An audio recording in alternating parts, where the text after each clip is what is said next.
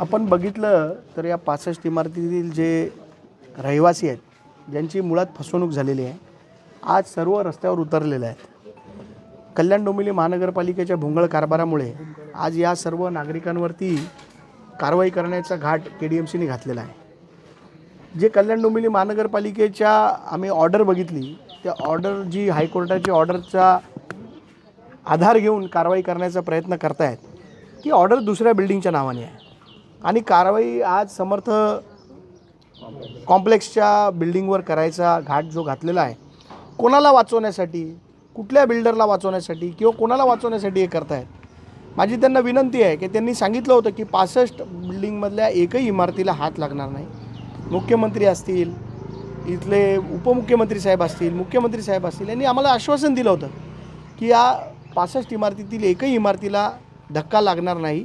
आणि भर पाऊस असताना, पावसाळ्याचे दिवस असताना लहान मुलं रस्त्यावर घेऊन आज ही सगळी ज्येष्ठ नागरिक आज रस्त्यावर उतरलेत. प्रशासनाला हे दिसत नाही का? माझी प्रशासनाला विनंती आहे, तुम्ही जर प्रयत्न जरी केला कारवाई करायचा तर मोठा आंदोलन, जनआंदोलन इथे उभं राहील आणि अप्रिय घटना इथे घडू शकतात. म्हणून प्रशासनाने याची दखल घ्यावी. हे जाणून बुजून काही लोकांना वाचवण्यासाठी ही कारवाईचा घाट घातला जातो.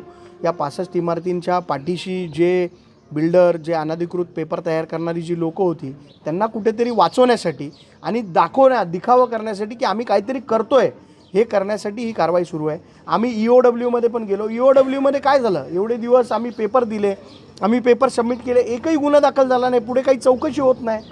माझं म्हणणं, ज्यांना पैसे मिळाले, आता या बिल्डिंगमध्ये तर SBI, कोटक महिंद्रा अशा मोठ्या बँकांमधून लोन झालेले आहेत फ्लॅटवर, आणि ते पैसे कोणाच्या खात्यात गेले याचा शोध कधी घेणार आहे प्रशासन? आणि गोरगरीब लहान मुलं आज रस्त्यावर उतरले आहेत. या प्रशासनाला लाज वाटली पाहिजे. जर या बिल्डिंगवर कारवाई करायचा प्रयत्न आपण केलात, बघा, आम्ही अनधिकृत कुठल्याही बांधकामाला कधी पाठिंबा देत नाही, पण ही अनधिकृत बांधकामं नाही, ही फसवणूक करून अनधिकृत बांधकामं केलेली बांधकामं. अधिकाऱ्यावर कारवाई होत नाही. आता तिथले वॉर्ड ऑफिसर कोणी कारवाई नाही, तिथल्या कुठल्या अधिकाऱ्यावर कारवाई नाही. फक्त ही लोक रहिवासी गरीब, ते सॉफ्ट टार्गेट आहेत. हे रहिवासी सॉफ्ट टार्गेट आहेत.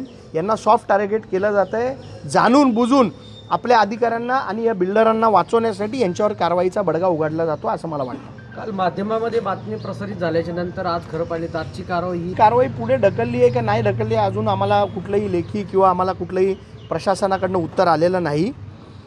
कदाचित आम्हाला गाफील ठेवण्यासाठी करत असतील किंवा लोक गाफील राहू दे आणि मग आम्ही गपचूप येऊन कारवाई करू, परंतु आम्ही कुठल्याही पद्धतीने गाफील राहणार नाही. कुठलीही कारवाई झाली तर त्याला सामोरं जाण्याची तयारी आमची शिवसैनिकांची आहे.